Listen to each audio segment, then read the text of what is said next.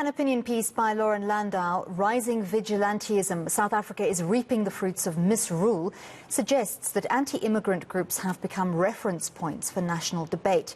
Researcher Loren Landau joins us now to unpack this. And thank you very much for your time and for joining us this Sunday. So in this piece, you're saying that there is no actual immigration crisis and that numbers now are not higher than they have been in the past decade. Rather, you say it's a crisis of indirect rule. Could you explain that concept for us? Right. I think what we're seeing over the last few weeks, but really the last few months, is the collapse of certain types of agreements between local groups, whether it's a dudula or whether it's a kind of community trust, who have essentially ruled parts of the townships. And they've done through violence and through patronage, often victimizing foreigners. And now that there is a more contested politics, now that the ANC is sort of on the ropes in many areas, these groups are all jockeying for position. So at one point they were held in place in doing the work of the political parties. Now they are setting the agenda. They're the ones calling the police into the area. They're the ones calling councillors into the area. They're the ones deciding how and who should live in those spaces that they govern. Why do you think it's specifically illegal migrants or foreign nationals who are being targeted at this point, if it's not the essence of the issue actually being foreigners being here illegally? Right. I mean, what these groups are doing is capitalizing on people's very real frustrations, their frustrations with unemployment, with crime, their frustrations with inequality, with the kind of hopelessness, and their frustrations with the decline of any kind of ideological coherence within the parties. These are frustrations. Parties are framing this, and they are diverting attention away from their own failings, their own lack of ideas, towards immigrants. It's something that we've seen around the world. It's something we've seen historically. And over the last few months, and really the last few years, all of the major parties have started to turn attention to immigrants to say, look, the reason you're unemployed, the reason you're frustrated, the reason you're unsafe is not our failings, it's theirs. So it is now quite disingenuous when they come out and they say, don't go attack foreigners, don't go rile them up, and don't go chase them out of your neighborhood, when that is precisely what the political leadership have been calling on the country and the population to do for the last few years. So in this opinion piece, you also say that there is a void where efficient governance is completely absent, where elected politicians aren't actually elected to do anything. They're elected to step aside and very really let the gangsters maintain the status quo in an attempt to get access to resources. Is that pretty much how it works? Well, I think obviously we see councillors, we see politicians across the country who are very dedicated and really work as servants of the people.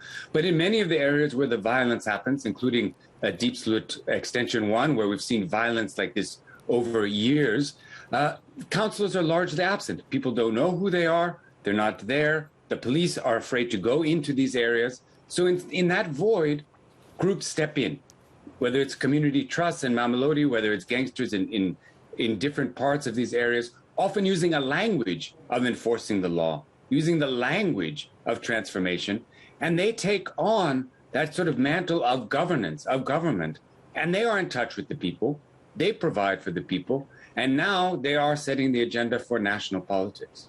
You made a very interesting observation in this article or this opinion piece that poverty is not necessarily the root of the problem in all of the areas. Just explain a little bit about those dynamics that you saw playing themselves out in areas where it's not necessarily the poorest of the poor.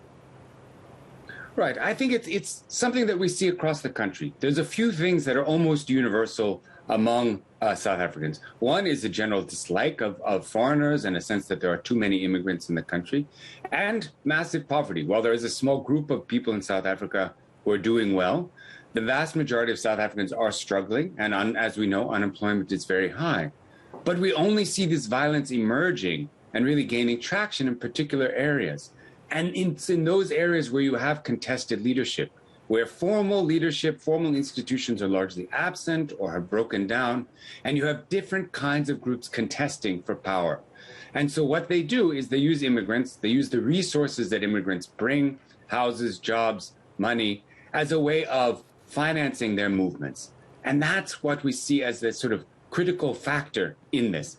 So while immigration attitudes, while unemployment are clearly kind of conditions that make violence more likely, it's not actually the trigger. And until we understand this as a fundamentally political issue, then we can't really address it. So we all know the system is broken and crumbling, but the real question is, how do we fix it when government engagement with these indirect rulers only seems to entrench and legitimize them even more amid their claims of acting in the interest of radical economic transformation? I think you're absolutely right. Many of the solutions have actually been, that are proposed by government, have been to work with these groups and actually entrench their power. And that's what we've seen over the last few years, even going back to the violence in 2008, that violence has worked for these local people to entrench their power and gain a stronger foothold. I think what we really need to do is reframe this issue, not say that this is an immigration issue, not say that we're going to solve this by documentation or closing the borders, but really to redirect our attention to what it is that is making people upset. Issues of crime, issues of unemployment, inequality, insecurity. And those are things that have almost nothing to do with immigration writ large. Those are things that are not going to be solved by immigration or getting immigrants out of your neighborhood. Those are things that we're going to need our parties, our politicians, our institutions to address full on. And that's where we need to be concentrating our efforts. I think the problem for many South Africans is that they've been trying to get those issues addressed by government structures for so long that those pleas have fallen on deaf ears.